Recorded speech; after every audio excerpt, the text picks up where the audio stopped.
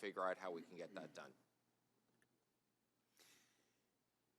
Mr. Secretary, I am hopeful that at some point we can move beyond the idea of working together and thinking about it to actually be specific. At times, the President on 2 occasions talked about increasing fuel taxes. There has been broad testimony before our committee from the business community, from organized labor, from the professions across the board that pointed out that 34 states have put together bipartisan initiatives to increase transportation funding. And I would hope that we could get to the point where we could actually look at what has happened there that enabled people to come together. There is broader support for this than any other controversial issue on Capitol Hill. And I hope at some point we can move beyond that it's a good thing to talk about or aspiration and look at the specifics that have been employed in those 34 states that have figured it out and who have actually increased revenues. And I would note that the policymakers that voted for those increased revenues were reelected at a higher percentage than people who voted against it. I look forward to further progress in this area as you and our chairman proceed with your discussions. Thank you very much. Thank the gentleman. Let me recognize the gentleman from Pennsylvania, Mr. Kelly, to inquire. Thank you, Chairman, and Mr. Secretary, great to have you here. First of all, I just want to clear something up because we always go back to this same theme that somehow corporations aren't paying their fair share. There have been many times in my life, I'm a private business person myself, that I did not pay 1 penny in corporate taxes. And the reason I didn't pay 1 penny is not because I was cheating, it's just that we lost money that year. So there's kind of a go-to to all that. But there is something that does exist. Each year, this goes back to 2018, $1,560,041,757,500 are total taxes that were paid by businesses. So when we talk about businesses not paying their fair share, $1.5 trillion to me seems like a pretty healthy sum. So one of the things I wanted to ask you, I mean, we've talked about this before. You're maybe an opportunity to come to Erie, Pennsylvania and see what's going on. You know, the greatest employment in over half a century, and as many people would say, this is all part of some kind of a scheme. Some people refer to it as the 11th year of the Obama administration's great ideas, and the rest of us would rather take a look at Tax Cuts and Jobs Act and the Trump administration and say, really, a lot of this took place in 3 years. So we've had great acceleration in labor. One of the things that's taking place in Erie, Pennsylvania is opportunity zones. So if you could come and visit us and see what's going on in Erie, it's become the template for the rest of the country. Tim and Matt Wachter, John Persinger in Erie are headlining this and doing a great job. But I think Congressman Smith already talked about it, and it is the grain glitch. Whether you know it or not, Welch's grape juice and jellies and a lot of other products are produced right there in Northeast Pennsylvania. This is one of the most beautiful spots you could possibly visit. It's like going back to a 1950s or early 60s television show with maybe Leave It to Beaver, the type of neighborhoods that they have and the people that are there. They're fabulous. There's 350 workers. The Northeast Pennsylvania manages over 17 million gallons of juice and 76 refrigerated tanks. But the real concern is the language that has to be righted in that addresses the grain glitch. Mr. Kind, Mr. Smith, myself have written you a letter, and I know that you'll respond to it as quickly as possible. But I would really love the opportunity that you could come up and see what Tax Cuts and Jobs Act, what's the election of Donald Trump in 2016, and how that community and that area has really prospered, and it continues to prosper every day. And of course, down here, the perfect is always the enemy of the good, and if we can find something wrong, we'll go after it and try to bring it down. You know, Earl and I have been working together on these private and public partnerships. We think it's a wonderful way to address some of the needs we have in infrastructure, and we're going to continue to do that. So anything you can do in that direction would really be appreciated. But the tax benefits afforded to farmer-owned co-ops and their farmer patrons under Section 199 of the tax code prior to its repeal in the new bill should remain. And this is really critical because all those dollars that taxpayers keep, their own money, by the way, they use that to reinvest. They use all that money to make their businesses stronger, to hire people, to expand on what they already have and add equipment because of what we've allowed them to do. And they appreciate that. So I just think if you can come up and I'll take you to that area and you can look at, there's over 50 miles of people growing grapes right along Lake Erie, and they can do it because of the temperature there that the lakes provide for them.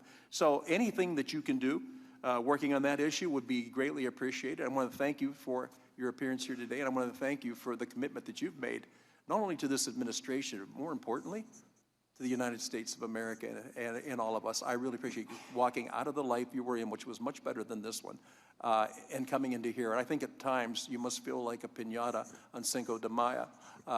Everybody takes a swipe at you and thinks what you're doing is wrong. Thank you for what you're doing. Let's keep up the good work. Let's keep making America great again in every way, on every day. So thank you, Mr. Chairman, and I yield back. Thank the gentleman. Let me recognize the gentleman from New Jersey, Mr. Pascrell, to inquire. Morning, Mr. Chairman.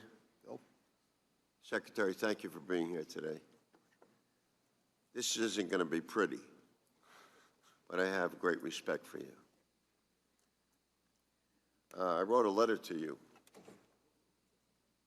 and one of the members of your staff responded to that letter when I was making a comparison between the request that the chairman of this committee made under law, under Section 26 U.S. Code 6103, when he requested President's tax returns.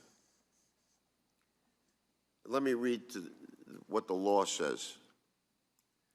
Upon written request from the chairman of the Committee on Ways and Means of the House of Representatives, the chairman of the Committee on Finance of the Senate, or the chairman of the Joint Committee on Taxation, Secretary shall furnish such committee with any return information specified in such request. The rest of the law goes on to say that you can't make it public, and we all know that. You rest your laurels in your response on you couldn't make it public, unless the committee votes. It's called democracy. So I got a returned letter, and then I understand, and we'll get into this in a minute, you also had another request from two members of the loyal opposition that you get some answers to them about Mr. Biden's son's tax returns. So I took my shot. I got my answer. In fact, the person who responded to me, I'd like to talk to him personally about this. He said that I was being intemperate. Being lectured on civility from someone who works for the president, President Trump, is like taking chivalry lessons from Jack the Ripper. It is impossible to be polite to corruption and people who break the law. So by refusing to turn over Donald Trump's business and personal tax returns to this committee, I think you're breaking the law. You have no legitimate legal rationale. We've learned recently that simultaneously you've been offering documents to the loyal opposition. When two Republican senators asked you for the private financial information of Joe Biden's family, your department practically tripped over themselves to provide it. You sent it over to them so fast. Wonder if you stuffed it in a Federal Express envelope. So you refused to turn over the president's tax returns to us, which is required by law. It says shall, doesn't say might. I'll give you the citation. Again, 26, and you're familiar with this section. I know you are. It's right on the screen. There it is. That's the law.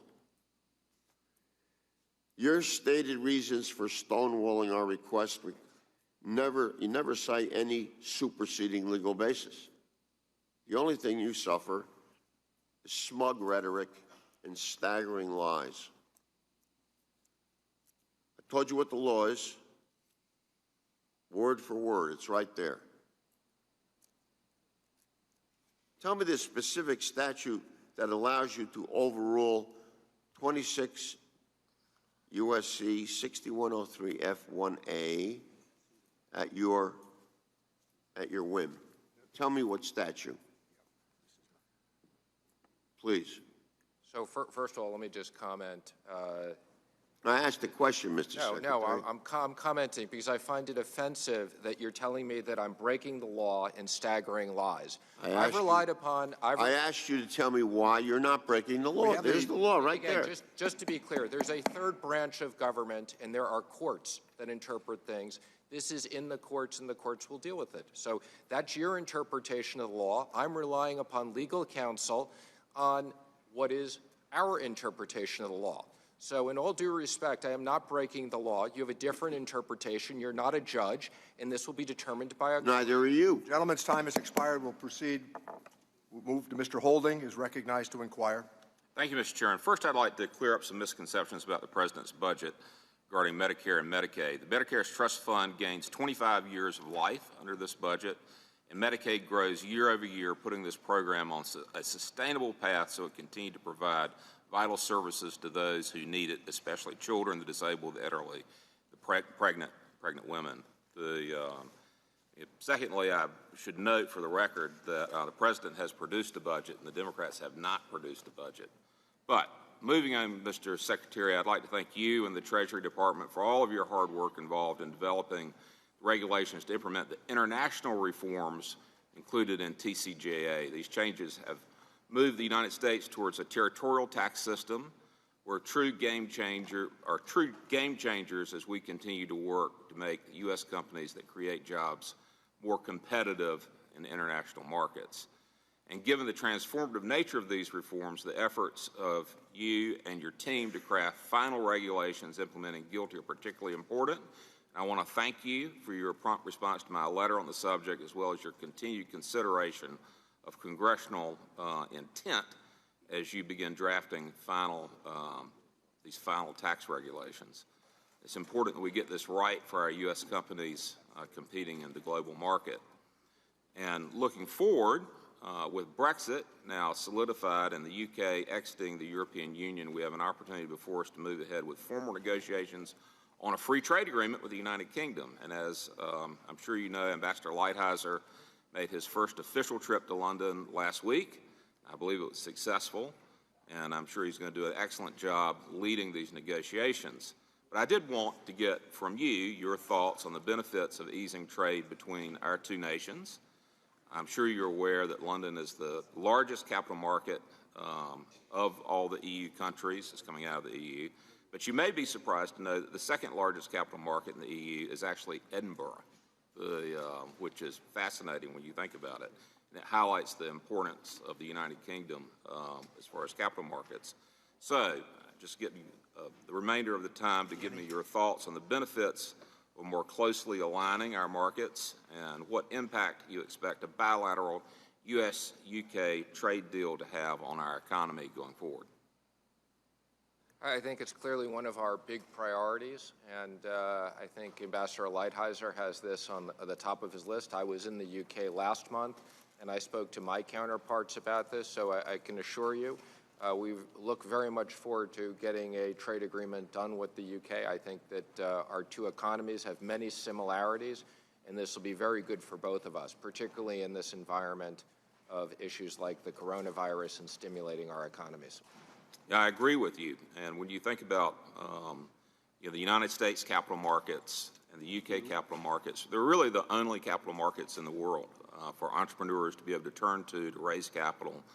And if we're able to create a more seamless relationship between these two capital markets, we can pretty much dictate terms to the rest of the world because they have to come to us if they want to raise capital and grow their companies and thereby grow their economies. So I appreciate your continued attention to this. Of course, as you know, they've changed chancellor already since you were over there last, so I hope you'll make plans to return in the near future. Thank you. Thank the gentleman. Let me recognize the gentleman from Illinois, Mr. Davis, to inquire. Thank you, Mr. Chairman. Thank you, Mr. Secretary. The U.S. Treasury currently has roughly $26 billion in unclaimed savings bonds or matured unclaimed debt. The state of Illinois has $1 billion of this unclaimed debt. As you may know, several members of this committee have introduced legislation to provide a pathway for our Treasury to work with state treasurers to facilitate the return of this debt back to our constituents. I have two questions related to this. One, what exactly is Treasury's current policy on the release of unclaimed property to states, and why has there been such hesitation by Treasury to release these matured bonds back to the states? Well, let me just comment, there is bipartisan support on this, and we look forward to working with you and others. We've just received funding on this. We're starting a pilot project. We've started, I believe it's the Hunt program, and we want to return the money to its rightful owners. So some of this goes back to on microfiche, and we need to be able to identify the people, but we want to return the money back to the rightful holders, and we look forward to working with you. Thank you very much, and we look forward to that. The Trump tax law slashed the tax rate on pharmaceutical companies by 40%, giving drug corporations a huge windfall. Over a 12-year span, the average retail price of over 100 drugs on the market for the entire time rose 214%. Nearly 9 times faster than inflation, which rose 25%.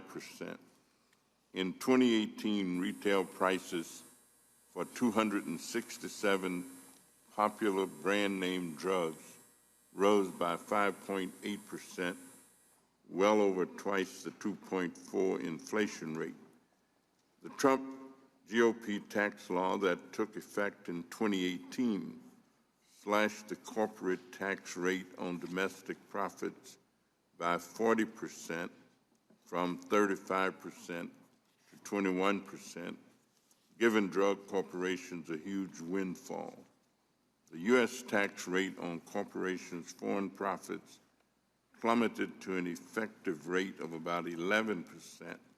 As a result, 5 of America's biggest pharmaceutical corporations got an estimated total of $8.2 billion in tax cuts in 2018.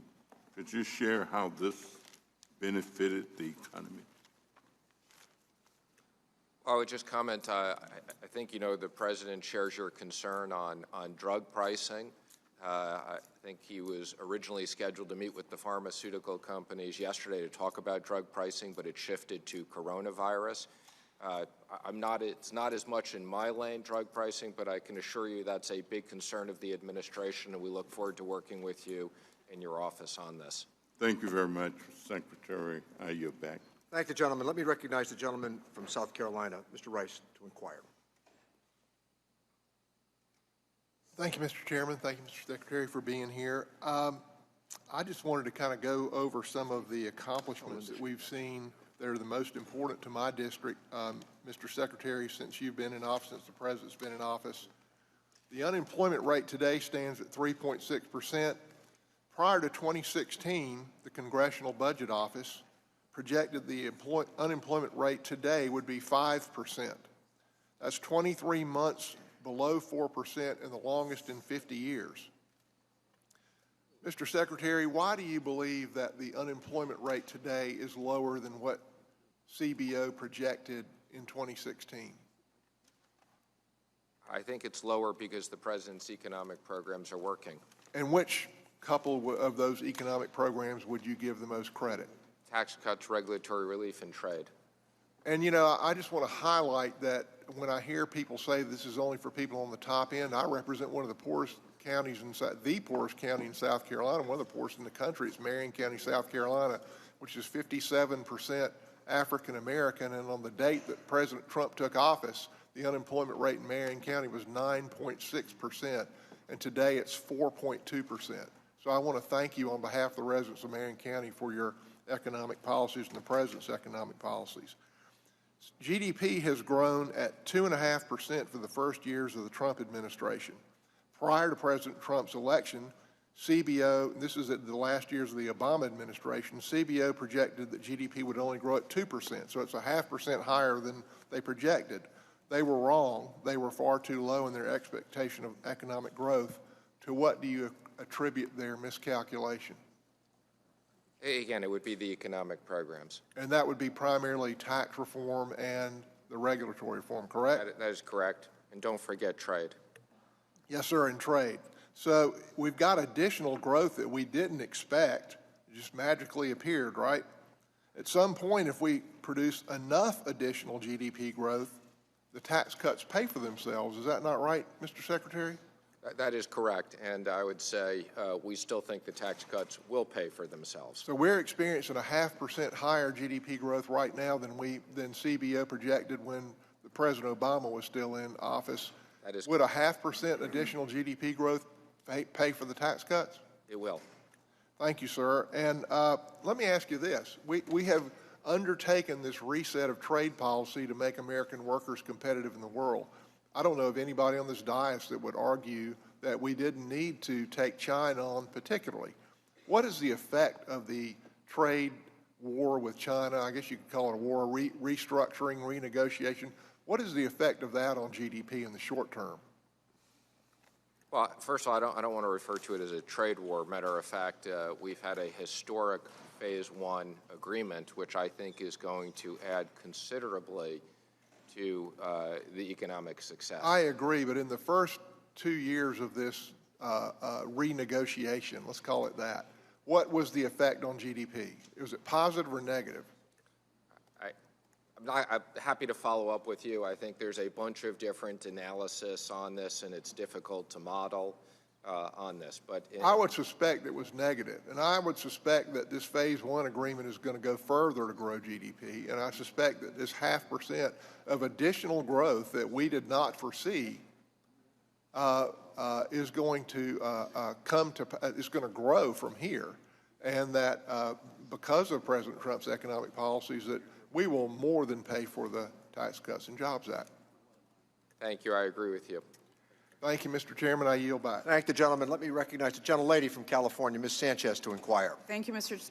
Chairman and Mr. Secretary. Once again, I'm rather disappointed that you've been sent here to sell us on this particular budget proposal, because countless line items in the president's budget fall woefully short in addressing the most pressing issues of Americans, whether it's a fair deal for working families, the need for robust infrastructure improvement, or basic funding for agencies to properly function.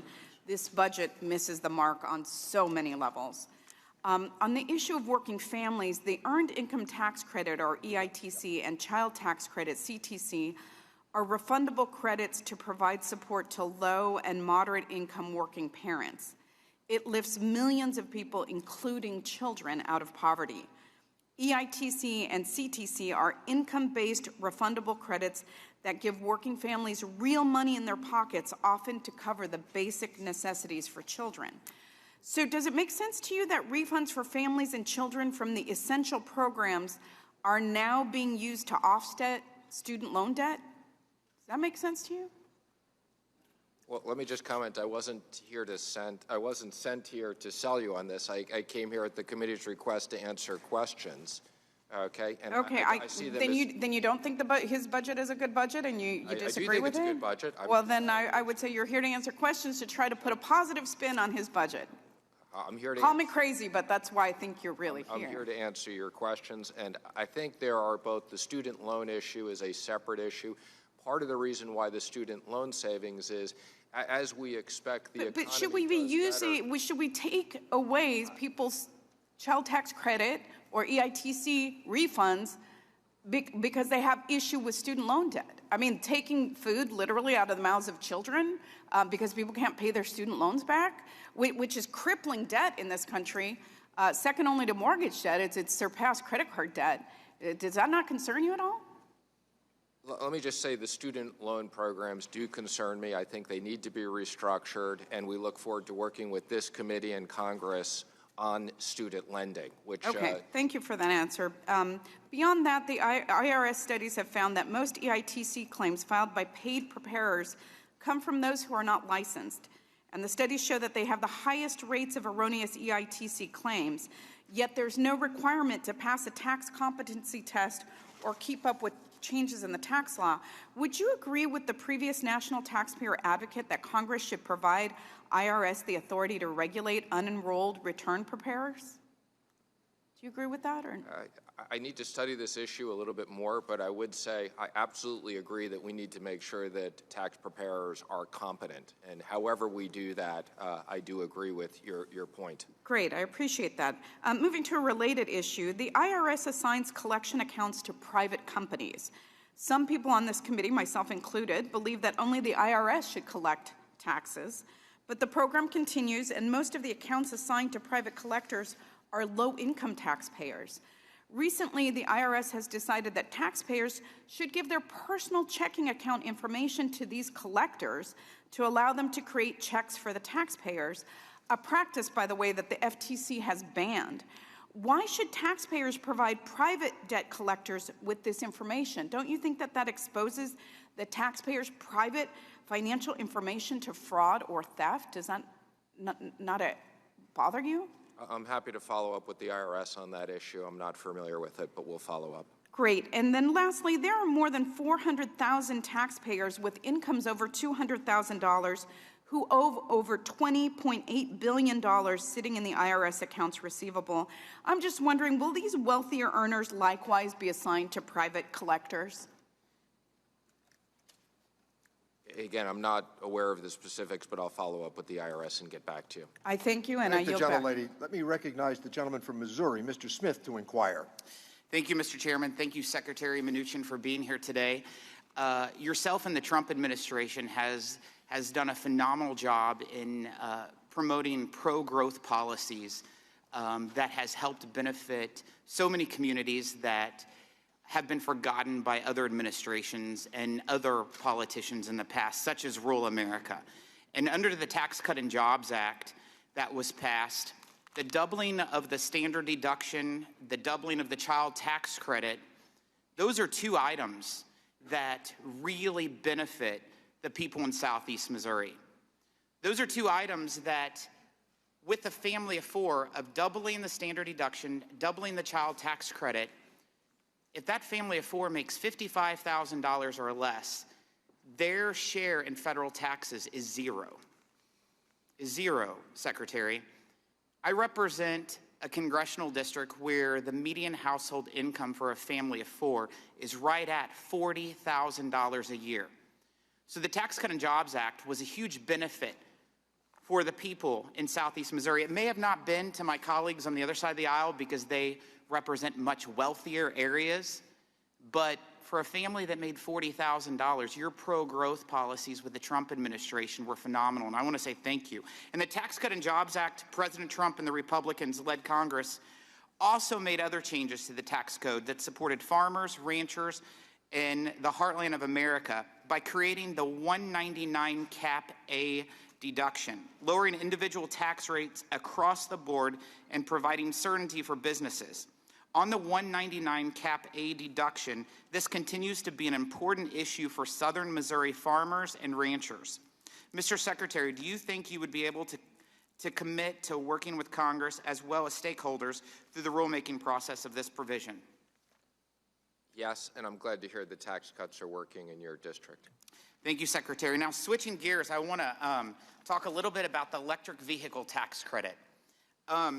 Isn't it true that originally the EV tax credit phase-out cap was 250,000 vehicles for the entire industry and has since been increased to the current level of 200,000 vehicles per manufacturer by the American Recovery and Reinvestment Act of 2009, meaning that the federal government has been subsidizing electric vehicles for quite some time now? Yes. And of these cells, we are seeing that over 50% of them are in a single state, California. 50% of the people subsidized by electric vehicles is in one state, That's California. Realistically, does it really make sense to provide a federal tax benefit for purchasing an electric vehicle to individuals that live predominantly in one state? Do you think that's fair? I do not.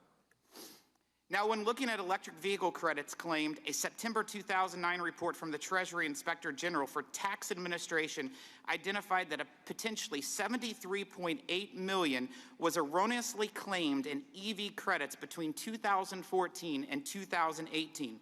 By eliminating the electric vehicle tax credit, would you agree that we would see that waste, fraud, and abuse disappear? Yes. I'm pleased to see that President Trump's budget once again included a proposal to repeal the electric vehicle tax credit. I appreciate the president continuing to eliminate waste, fraud, and abuse, and his approach in making sure that federal tax dollars are not subsidizing the coastal elites. I want to say thank you, Mr. Secretary. Thank you for being here. Thank the gentleman. Let me recognize the gentlelady from Washington State, Ms. Delbene, to inquire, and we will now move to a 2-to-1 questioning ratio, beginning with Ms. Delbene. Thank you, Mr. Chairman, and thank you, Mr. Secretary, for being here. First of all, Mr. Secretary, my district has been hit very, very hard with coronavirus, and I want to ask for your support as we work to make sure that there are funds to backfill and continue to support all the public health efforts at the state and local level as we move forward on supplemental funding. Absolutely, and let me express my concern to the families who have been impacted by that. Thank you. And while I definitely agree we have to consider the economic impacts of the coronavirus, I've been concerned that the administration has been prioritizing calming the stock market over addressing the emerging health threat. Just last week, the National Economic Council Director, Larry Kudlow, a member of the coronavirus task force, stated that, quote, stocks look pretty cheap to me, and end quote, and that coronavirus has been contained, quote, pretty close to airtight. As of last night, there have been 6 deaths in my district and new reports of infections across the country. It doesn't inspire confidence when people hear that language coming from the administration. The best way to calm the markets and the public is to execute a robust, coordinated response that meets the scale of the crisis and to be open and transparent. So since you are a member of the task force as well, what steps are you prepared to take to help small businesses and workers? We have small businesses that need to close, or workers who may not be able to work, or their jobs will be impacted. Are you considering allowing small businesses to delay tax payments, to deal with lost sales? What are the things that you're considering? Well, let me just be clear that our number one concern is the health impact on the communities and not the economic impact, as you said. I can tell you that this is an evolving situation. As I said earlier, I have great confidence in the medical professionals. As it relates to the business issues, we have a sub-task force set up within Treasury to begin to look at some of the issues that you're addressing. And as this progresses, we may come back to Congress and look for special actions as it impacts small SMEs. Thank you. And since this is a global crisis, can you speak to any coordination between yourself and the other G20 finance ministers that what's being done to help coordinate it and potentially deal with the economic challenges, the fallout that may result? So I had a call this morning with the G7 finance ministers and central bank governors. We chair the G7 this year, so this is right in our lane. We have our meeting for the G7 next month. I can tell you this is top of mind, and we are both coordinating with the central banks and the finance ministers around the world on this issue. Are you considering temporary measures such as suspending tariffs on goods from China or Europe? We're not considering that at the moment, but as this progresses, as I said, we'll look at all the options that we think are important to help, particularly SMEs and particular areas of the economy that are impacted by this. Then lastly, in light of the coronavirus outbreak, do you think it's a mistake for the administration's budget to slash funding for global health programs. It was $9.1 billion that Congress allocated in this fiscal year, and they slashed it to $6 billion in fiscal year 21. I should note that these cuts would also cut U.S. funding to the World Health Organization by 75%. Are you going to resubmit a budget request? Let me just say I'm not an expert on that part of the budget, but let me just say I assure you the administration will come back to Congress both with the supplemental we have now, and if we need more money to deal with the health issue, I'm sure that Congress will work with us on a bipartisan basis. Thank you. I yield back, Mr. Thank the gentlelady. Let me recognize the gentlelady from California, Ms. Chu, to inquire. Senator Mnuchin, the National Taxpayer Advocate's 2019 annual report to Congress classifies the lack of multilingual notices as one of the top 10 most serious problems encountered by taxpayers, concluding that taxpayers with limited English proficiency frequently do not receive IRS notices in their preferred language, impairing their right to be informed and increasing the likelihood of errors. And a new GAO report from this January confirms that this is also a top priority. Out of their 8 resolutions, 3 were on this particular issue. And it said that the IRS services to limited English proficient taxpayers are very limited, difficult to access, and occasionally inaccurate. The GAO report also indicated that despite Treasury's guidance to provide meaningful access for these taxpayers, the IRS has no real process in place to even review the items for translation for consideration. And in fact, according to the Taxpayers Advocate report, even for those notices that are already translated, taxpayers have no simple way to request that they even receive their communications in that preferred language. And it would be easy for the IRS to place a simple checkbox on Form 1040 to allow taxpayers to indicate their language preference. So considering that the average American comes into contact with the IRS more than most other federal agencies, can you discuss what actions Treasury is taking to ensure that taxpayers with limited English capabilities have access to their tax information in their preferred language? Thank you for raising the issue. I'm not familiar with that, but at my meeting with the IRS Commissioner this week, I will bring it up with him and figure out what we need to do. Thank you. Thank you for that. Mr. Secretary, continuing on this, the 2021 congressional budget justification highlights the success of the new callback function of the IRS toll-free balance due hotline. 77% of taxpayers who called the hotline for help opted to have the IRS call them back instead of staying on hold for an extended period of time. Treasury has requested more funding from Congress for this year to continue the development of more callback functions in the coming years, with a goal of substantially increasing the IRS's callback options by 2024. So in developing these tools, the IRS does conduct surveys and interviews with taxpayers to understand what taxpayers would find most helpful. Have taxpayers with limited English proficiency been included in these surveys? And can you tell us what languages would be available under these callback services?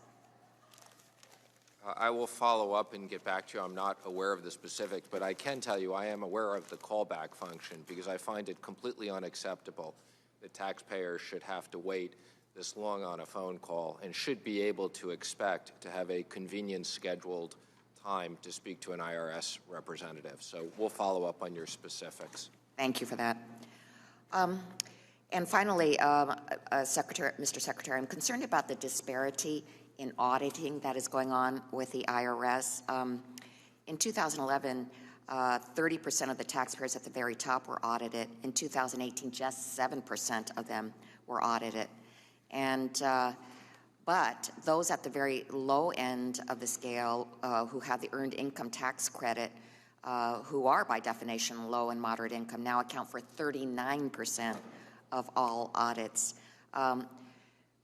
Now, the budget request asks for more auditors. I would urge that these new employees focus their audits on higher wealth individuals. You want to answer that, Mr. Secretary? I do. So I have specifically directed the IRS commissioner to come up with a plan to increase the amount of funding so that we can audit more high-income earners. So that is specifically in our plan, and I share your concerns with the drop. Thank you. Thank the gentlelady. The gentleman from Arizona, Mr. Schweiker, is recognized to inquire. Thank you, Mr. Chairman. And to Representative Chu, my good friend from California and I, we actually have a piece of legislation that's actually working. It was more focused for Spanish language forms and access, but we'd love to have your help because maybe it could be expanded and just do that in a bipartisan fashion. So the legislation is actually already drafted. Mr. Secretary, a couple quick things, and just one oddity. We track, there's some amazing math out there on movement of wages, the population working. You actually see that in tax revenues with FICA taxes and those things. But one of our great frustrations is we will get some of the data from Treasury, some of it from Commerce, from the Bureau of Labor Statistics. It comes in many different ways. If there's ever a discussion of data, so we can actually talk about the amazing math that the working poor, the movement of their wages, the value of their labor in the last couple of years being some of the healthiest it's been in decades and decades. There's got to be a better way we could package that so the American people can see the progress we've made for the working poor in the last couple of years. So Thank you. We're happy to work with you on that. I can tell you the IRS either has just released or is in the process of releasing updated wage information. Yeah. Mr. Secretary, a couple quick things. And I know you are having to build the rules and mechanisms and the memos for a number of things we did in tax reform. One particular interest I have is what's called Q45. It's the carbon sequestration and capture and those things. One of your leads has sent me a letter just a couple days ago saying it's coming close, they're working on it. Any sense on Q45? This is another one I can tell you there's enormous bipartisan interest on this. I've been briefed on the Q45. I've had several calls on it this week, and I've instructed our tax teams to speed this up. So we are doing everything we can. This has taken too long. Look, I appreciate that because it appears on the technology side there's been some remarkable breakthroughs on the ability for this technology to work. It would be wonderful for the world, if not our own society, to be able to get those into the field. I want to show you this article from the Wall Street Journal just a couple days ago. AI comes to the tax code. Thank you for doing this. This is actually one of the discussions we've had with many of our members here, that technology ultimately is the ultimate auditor. And the ability to use algorithms and artificial intelligence to know who should be audited, where you may have failures to file and those things. Are there any things we can do policy-wise to help you adopt technology so we also get the benefit of, the benefit budget-wise and actually probably better compliance? Well, let me just say we very much appreciate the funding that we've received on technology modernization. This is a critical area. As you said, we need to bring the IRS into the modern world so that we can, both from an audit and matching, and we also look forward to working with this committee on additional authorities for the IRS where we find there are mistakes or issues that we can authorize correctable issues. Okay, because there is a concept that if we could actually get more adoption of the technology, we could actually re-look at that couple-month delay that was designed into the earned income tax credit, because you would actually have the data. You don't have to wait and see if it's a fraudulent return. So we could use technology and actually get people that value a couple months earlier.